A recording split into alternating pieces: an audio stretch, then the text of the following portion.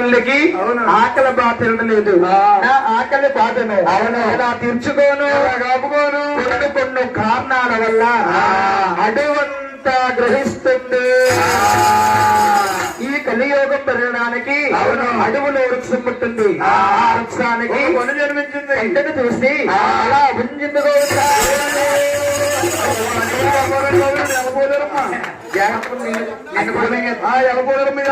అట్టోళ్ళకి అమ్మరుడి ఆ పండుగ భోజనం చేయగానే ఆ తల్లికి ఆ సమయంలో పుట్టాయి అప్పుడే పుట్టాయి.